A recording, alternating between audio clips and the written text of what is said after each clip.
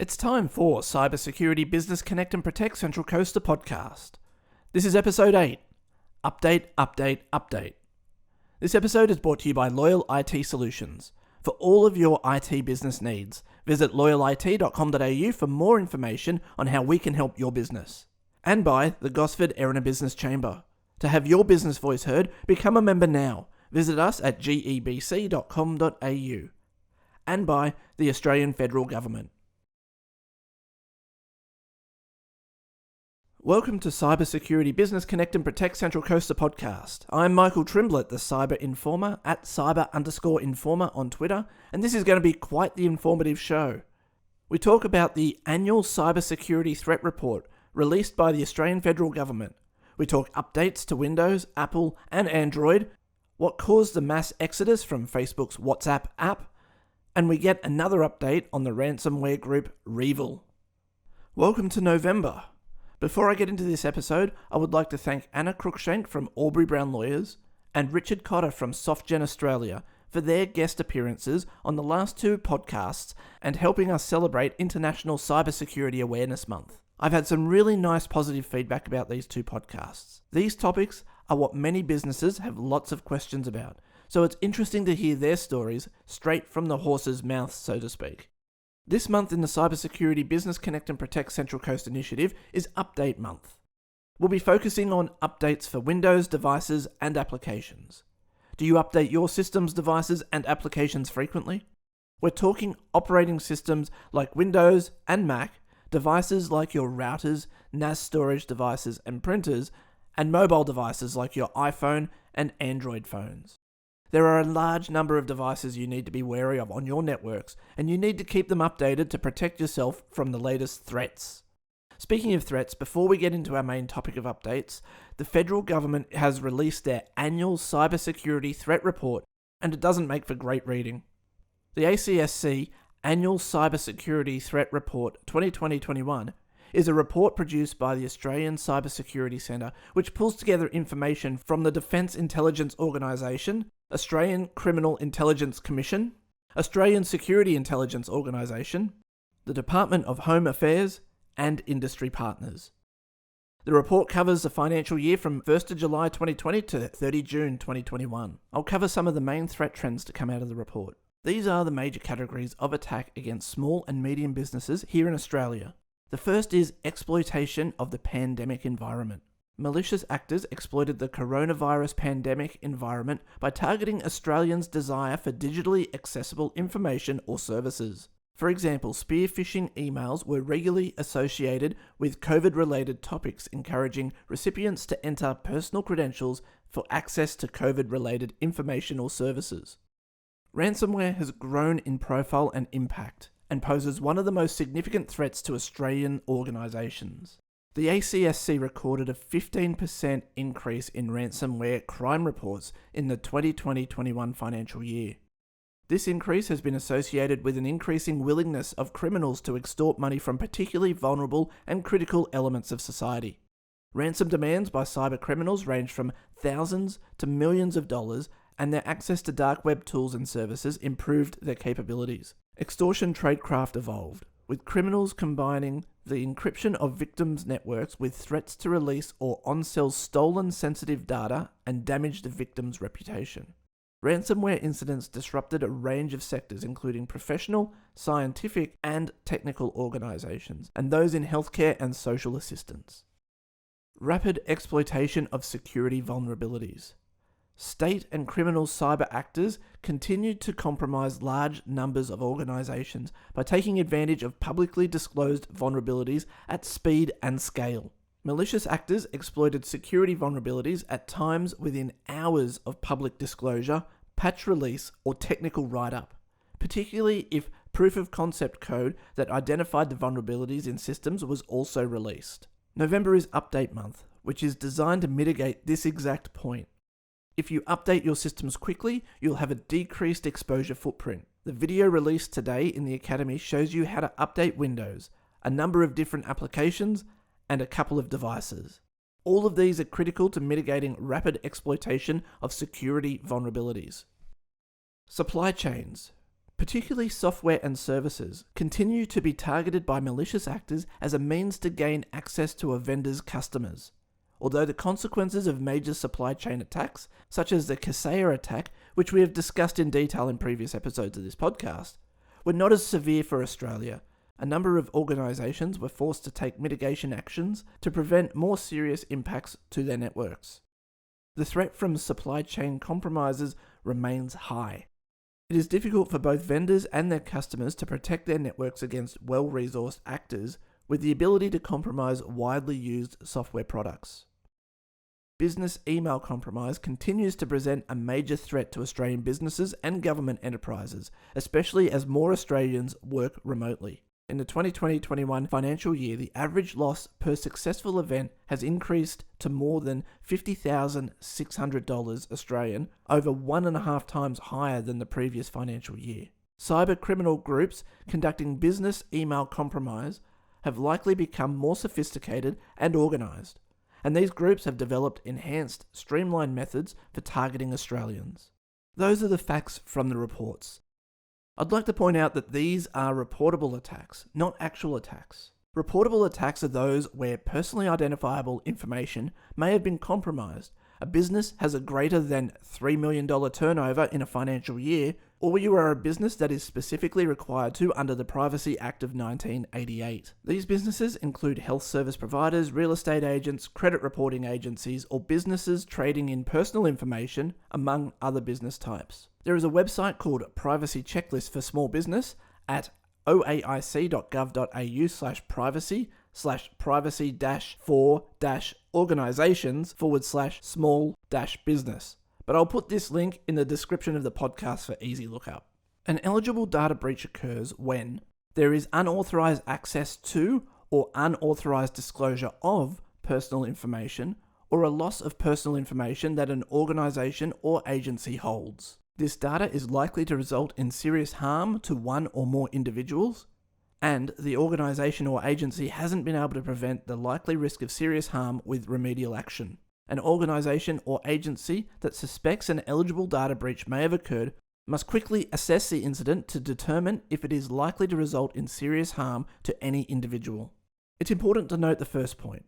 There is unauthorized access to or unauthorized disclosure of personal information or loss of personal information that an organization or agency holds. This could be an unauthorized person in the business that has opened a cabinet with all of the staff's employment records such as tax file numbers in it. That is reportable. It could be a recycle bin was opened and someone has dumpster dived through it, which may have had some paperwork with personally identifiable information on it. That's reportable. Or it could be the big one. A hacker has infiltrated your network and accessed your data, including personally identifiable information. There have been over 65,500 reportable data breaches in the last financial year, which amounts to an attack every 8 minutes on Australian businesses. Keep in mind, these are reportable attacks. These do not include personal attacks, attacks on small business with revenue less than $3 million and not covered by the Privacy Act of 1988. So the number of overall attacks is likely much higher, meaning attacks happen more frequently than every 8 minutes. Of all of the cyber attacks I've helped businesses recover from, and there have been over 20, only one of these was reportable. If we assume this is normal, we can then infer that attacks may actually be 20 times this amount. So the actual number may be around 1.3 million attacks on Australians in the last financial year.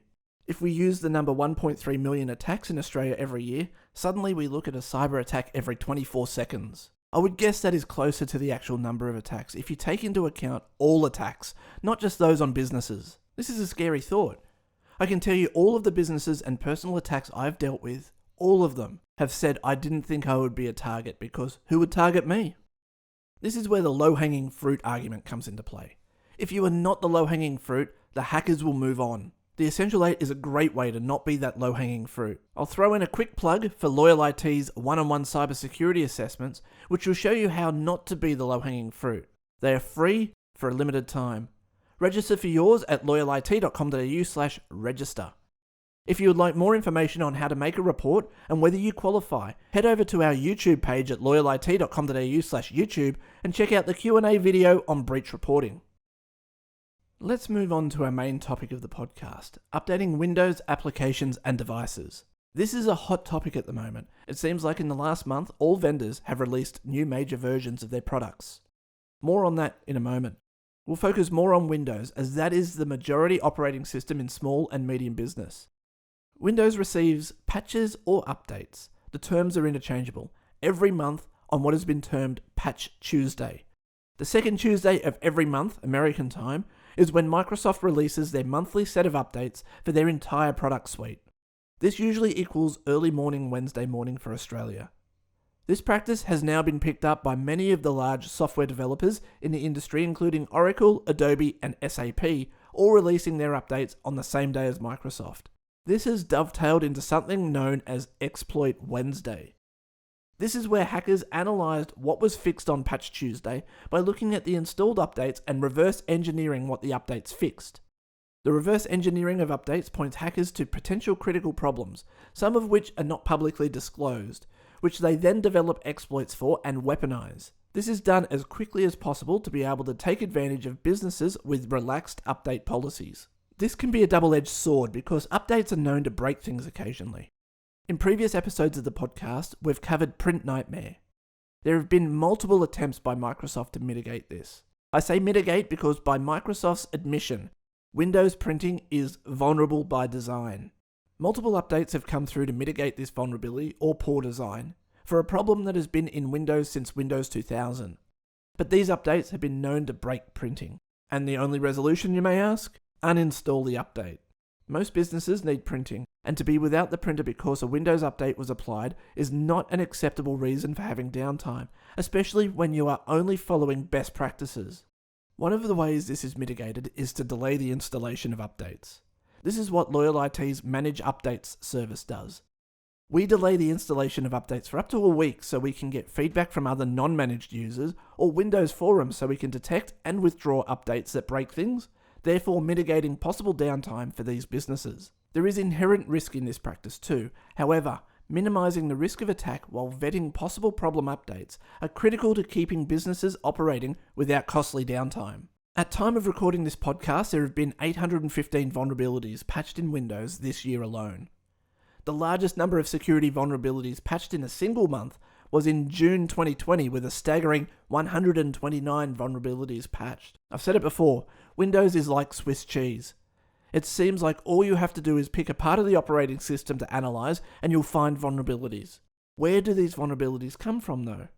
Typically, it is poorly programmed code.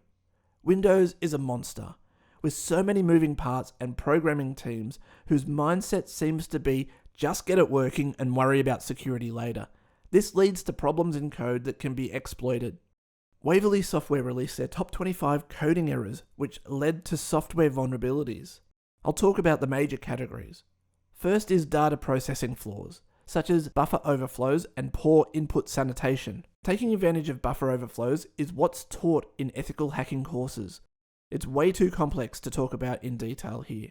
However, the idea is when systems take input, whether it is from another system or from the user, it has a portion of memory allocated to it. For example, a username may be given 30 characters. If you enter a username that is 31 characters long and your system is not programmed to catch this error, you will get a buffer overflow. Buffer overflows can be leveraged into attacks that allow an attacker to run their own code. Security and access control weaknesses include weak credential management and security misconfigurations. Security misconfigurations are by far the biggest concern. You can have the best security system in the world, but if you leave the default password on the admin account, a hacker could get in and disable your security. Not ideal. Resource management flaws are conditions where the computer gets confused, for want of a better term, to the point where it could cause programs to crash, cause a denial of service, which we talked about in the last monthly podcast, or in the worst case, allow a hacker to run their own code on your system. Flaws in business logic can lead to information disclosure. This vulnerability often occurs during the software implementation phase. For example, developers may set loose permissions to avoid possible complications during the first application run. This makes software operation during the installation stage easier for the user. However, it is expected that the permission parameters will be tightened later on. But sometimes this crucial step doesn't happen because the users or even system administrators often fail to read the documentation carefully. Leaving the loose permissions unchanged makes the entire system insecure and vulnerable to attacks. These are the major categories of software attacks. Not all of them can be rectified by updates alone. Going back to the video on the Cybersecurity Academy at cybersecurity.loyalit.com.au called Modus Operandi of the Cyber Attack, we know hackers want to gain control over your system. So taking these software flaws, depending on the criticality of the flaw, hackers can gain control of a computer system, run their own code, allow for privilege escalation, or perform a denial of service attack. If there is money to be made, they will typically leverage one or more of these types of attacks. To minimize your risk of these sorts of attacks, you need to be performing regular updates. We've spoken mainly about Windows, and it is unfair just to point at Windows because everything has security vulnerabilities. I remember a time where Apple used to use "we don't have viruses" in their Mac OS X operating system as a marketing tool. They ended up dropping that tactic back in 2012 because they started to gain market share. And when you gain market share, you become a target. The reason Macs didn't get viruses was because their market share was so small that hackers didn't target them. Now, however, Mac OS accounts for almost 10% of the market, making their market share large enough for hackers to target. It turns out Mac was not as bulletproof as they claimed it was.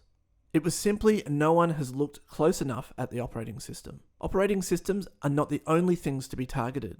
Applications you run on operating systems can also be targeted. Adobe Flash and Oracle Java were notorious for being vectors for infection and exploitation. They could be added to the web browser, which was then used as a conduit for infection via malicious websites or malicious advertising known as malvertising. This is another reason why your network environment should implement controls as to what programs can be installed. The more programs you have on your computer, the bigger the attack surface that computer has. Even worse if you're not updating your operating system's applications and devices. See this month's Cybersecurity Academy how-to video on updating Windows applications and devices. Join the Academy for free at loyalit.com.au/academy. The videos can also be found on our YouTube channel at loyalit.com.au/YouTube. This last month has been big in the industry. Major versions of operating systems have been released by the big three, Microsoft, Apple, and Google Android. We'll start with Microsoft. On October 5th, 2021, Microsoft released Windows 11. This is the next operating system upgrade after, you guessed it, Windows 10. Sadly, I don't believe Windows 11 is ready for prime time just yet. I've been using it for a few months through the Windows Insider channels, and I can report that it isn't as stable as Windows 10. Windows 11 has a number of neat features, all of which you can see on the Cybersecurity Academy video, What is Windows 11?, due for release on Monday, November 8th. I look at a number of Windows 11 update features, which can be classified as either good, bad, or ugly. It's a nice looking operating system, but you may feel a little restricted by it. And on release, and at time of recording this podcast, it is still quite buggy. I have received a number of green screens of death, which replaces the blue screen of death in previous Windows versions. My OneDrive and SharePoint Sync apps are slow to respond to a point where I can't use it, and I had to download an alternative file explorer just to make Windows operate normally. Microsoft has vowed to have this rolled out completely by mid-2022.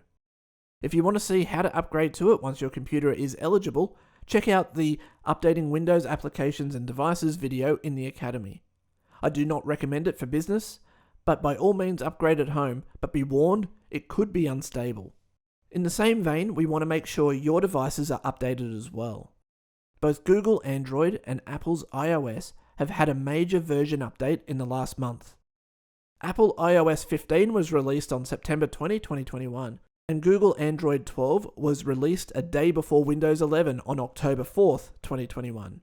I won't break down what they do, but generally, they bring new features and security updates to each platform. Go to your update settings on your Android or Apple devices to get the update if your device is eligible. Speaking about what happened last month, what has made headlines in the real world recently? As mentioned previously, Windows has released updates to plug 70 security holes in Windows operating systems, bringing us to a total of 815 security updates so far this year. Apple has released updates for iOS and iPadOS to address a flaw that was under active attack. Check your version of iOS to make sure you're protected. The version of iOS and iPadOS which is safe is 15.0.2. This one is particularly nasty as it could allow hackers to steal data or install malware.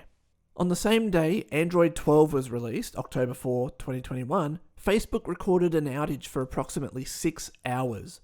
This affected all of Facebook's properties: Messenger, Instagram, WhatsApp, Mapillary, and Oculus, causing all to go offline. In fact, there were reports that even Facebook employees could not access their building due to their smart cards not working. Initial fears were that Facebook was hacked and someone had performed a denial of service attack on them. Last month we talked about the phone company attacked with a ransom denial of service. There were fears that this was a similar attack. Luckily or unluckily, it was not. This actually was caused by an internet routing protocol called Border Gateway Protocol, which is used by big iron routers on the internet to determine how internet traffic can get from one location to another. Someone authorized from inside Facebook caused the withdrawal of Facebook's IP addresses from the internet backbone, making it impossible for routers on the internet to send traffic to them. Whoops. I think there may be a network engineer's job or two going at Facebook after this mishap, which reportedly cost Facebook an estimated $60 million in revenue. As a direct result of this extended outage, people who were using WhatsApp, Facebook's text message replacement app, started to exodus to WhatsApp competitors.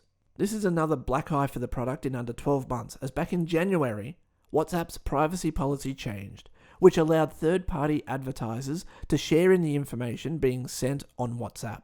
Users protested with their feet, moving to competing technologies like Telegram, Signal, and Threema. The same happened with the Facebook outage. Apparently disgruntled by the WhatsApp outage, Telegram increased its user base by 70 million users in a single day, and Signal increased its user base by millions of users too. To see if you are on my platform of choice, go check out the Q&A video, Secure Messaging Apps. I put Facebook Messenger, WhatsApp, Telegram, Signal, and Threema head-to-head to determine the most secure messaging app. Speaking of security, let's check in on our favourite Russian ransomware group, REvil. Widely reported this month was REvil going offline again, but is it for good this time? Perhaps. In an ironic turn of events, REvil's dark website was hacked by the FBI-led operation in partnership with the Secret Service and law enforcement agencies in multiple countries. Law enforcement gained control of a number of REvil servers in an operation designed to prevent further attacks and to pursue individuals involved in running the ransomware group. On a cybercrime forum, a spokesperson from REvil named 0_NE day, so 1 day, I guess, posted, "The server was compromised and they were looking for me. Good luck everyone, I'm off." 9to5mac.com writes, "In a delicious piece of irony, law enforcement used one of REvil's own tactics against it. A common response to ransomware attacks that encrypts data is to restore from backup. REvil often injects code into the backups to frustrate this, and the FBI-led operation reportedly did the same with the group's own backups. They took down a number of websites used by the group and compromised the backups. When gang member 1 Day and others restored those websites from a backup last month, he unknowingly restarted some internal systems that were already controlled by law enforcement. The REvil ransomware gang restored the infrastructure from the backups under the assumption they had not been compromised. And Oleg Skulkin, deputy head of the forensics lab at the Russian-led security company Group IB, said in his report, ironically, the gang's own favourite tactic of compromising the backups was turned against them. Now there is a hole in the black market, and like the mythical Hydra, if you cut off one head, another will grow in its place. Sadly, this is likely to happen. We can at least celebrate for now. This is great news for the world, as this was the most notorious ransomware group and it seems to have been put out of business. With this good news, we'll wrap up the podcast. Last month I issued you a challenge. Set up and use Microsoft 365 passwordless multi-factor authentication. I've just released a video on the Cybersecurity Academy which steps you through the process and shows you how it works. This makes your Microsoft 365 account bulletproof. This month, we need to get on top of your updates.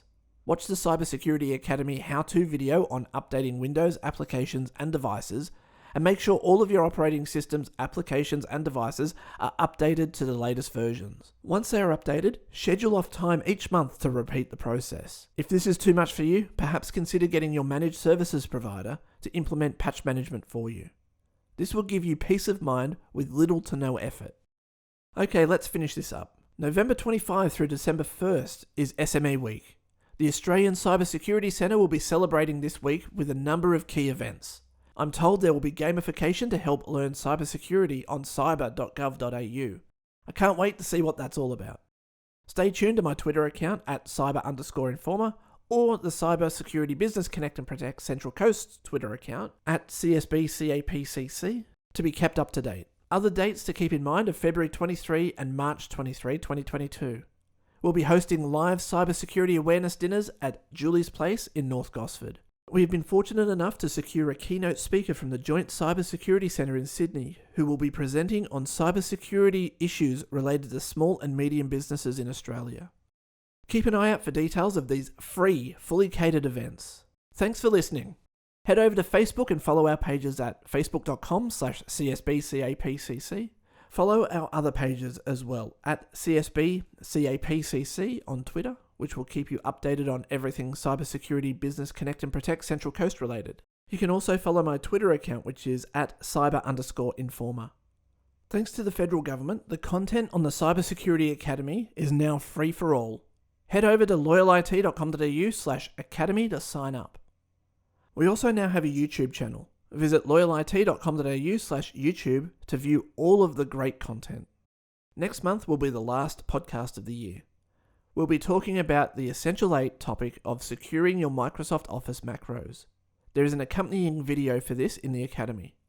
If you watch the introduction video on the Essential 8 Microsoft Office macros on cybersecurity.loyalit.com.au, you'll see how easy it is to be hacked by using a malicious macro. Securing macros will cut out this vector for infection. Don't miss it. A quick reminder that the Gosford Erina Business Chamber has a new podcast called Open Chamber.